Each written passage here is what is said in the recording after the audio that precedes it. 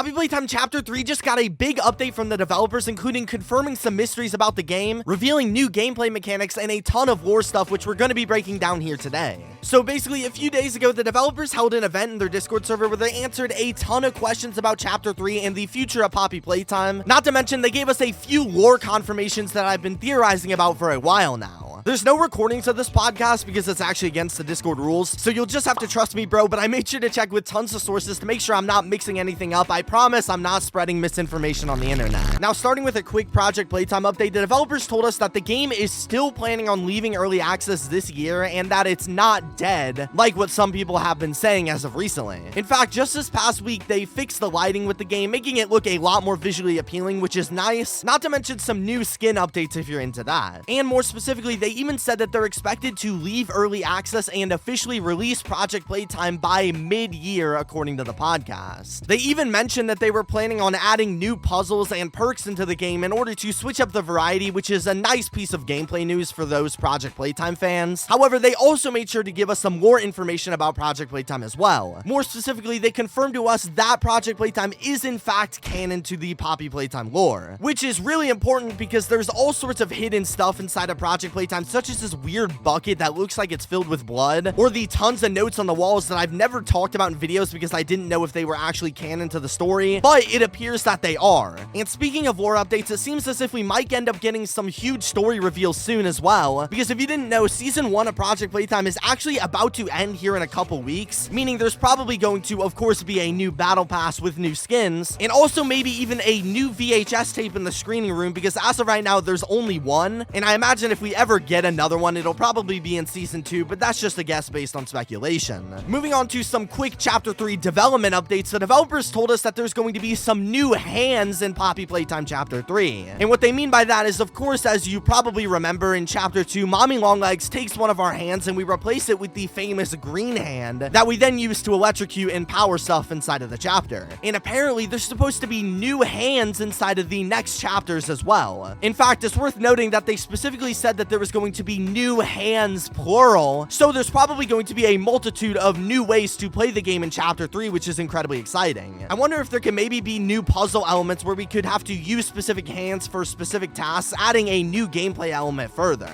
Furthermore, they also told us that Chapter 3 is going to be coming out sometime after February of this year, which, while interesting on the surface, doesn't really mean much because obviously they aren't going to release the game in the next 2 weeks. It probably won't even come out in the next couple months. So in all reality, that's sort of a given. I also had one source tell me that the developers at some point said there was going to be more VHS tapes like the one we saw in the Huggy Wuggy video. However, nobody else who I talked to said this happened, so it's possible, but I'd take it with a massive grain of salt. Now, that's all the new development updates, but much more importantly, let's talk about the lore of Poppy Playtime because they gave us a lot of updates about the lore too, and I even have a theory about what this all could mean for Chapter 3. So for starters, the developers confirmed to us that the factory, being Playtime Co, did not close down in the 2000s. Now, on the surface, this doesn't sound like a huge piece of information, but it's absolutely massive when you think about it. See, as of right now, the basic timeline of Poppy Playtime is that in 1930, Playtime Co and the factory was created. In the early 90s, we had the Rowan Stoll situation and the Huggy Wuggy VHS tape where everything seemed to start going wrong. Then we have Project Playtime, which was at a mystery time, but was still when Playtime Co was open. And finally, we have the main Poppy Playtime, which was also at a mystery time, but was after Playtime Co closed down. And so sometime in between Project Playtime and Poppy Playtime, something happened here that led to the indefinite closing of Playtime Co. Now, we can't be exactly sure on the year the games take place yet with this information, but in Project Playtime, we see bags of chips that contain photos of BoogieBot, meaning that this had to be sometime after Boogie's creation, which was in 1993. However, it also had to be on or before 1999 because the bags of chips expire in that year, which hypothetically only leaves a little window of 1 to 7 years max for the factory to close. But this basically confirms to us that the factory had to have closed at some point in between 1993 to 1999 and no sooner or later. The next piece of lore information we were given is a big one.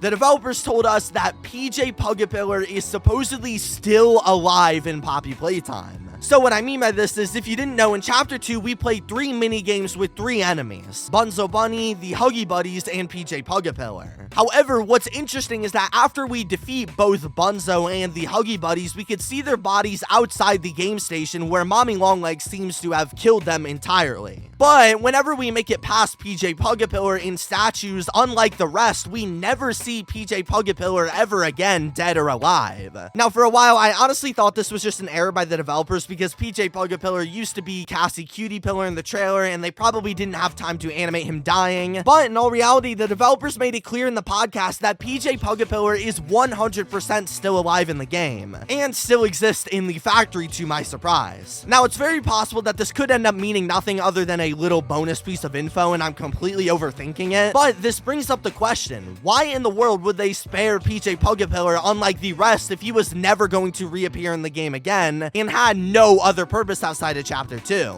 It honestly feels like this could be a subliminal tease by the devs, basically telling us that PJ is probably going to return at least at some point in the near or distant future, whether that be in the next chapter or just as a little mention sometime later in Poppy Playtime's lifetime. I mean, it's already been rumored for a while now that he's going to show up in Project Playtime as the 4th new character, so maybe that's what they could be building hype up to. But either way, he definitely seems like he's going to have a large purpose in the near future of the game, especially since they've been mentioning him so much as of recently. In fact, the developers also told us in this Q&A that some of the monsters that we see previously in the game may actually end up reappearing later in other chapters, which admittedly is sort of a given because for a while now I've theorized that Huggy Wuggy and many other characters will probably end up showing in Chapter 3 or later in the game. But it's great to hear the developers acknowledge these theories and even confirm them, at least to some extent. So this is all some wonderful news, but what could it mean for Chapter 3 and Poppy Playtime's future? Well, for starters, we are most likely still very far away from Chapter 3 releasing, at least a few months if I had to guess. I know the devs said the game will come out after February, but that literally just means any time after February and nothing more. So I think they were just poking fun and weren't actually trying to give us a real tease there. Plus, just like 3 weeks ago, we got the new Huggy Wuggy VHS tape, which I'm pretty confident was for Chapter 3, and it will probably be a long time before we can expect another teaser, or dare I say even a trailer. And I wouldn't be surprised if the devs do another ARG or something similar to what they did with Project Playtime to fully prepare for Chapter 3, because at least in my opinion, this next chapter is probably going to be the biggest one the developers have ever had, and I'm sure that they're probably going to want to make it special. It does kind of suck that we're probably going to have to wait for a while longer to get any news about Chapter 3. However, at least we now know a lot about the story of Poppy Playtime, especially since this is the first time I think the developers have ever either confirmed or denied different theories inside of the chapters. But this is all a big update for Chapter 3 and Project Playtime. They'll probably end up doing more podcasts just like this one, so make sure to subscribe to get all the breakdowns here, and check out this video where I theorized about every character I think will be in Chapter 3, and peace.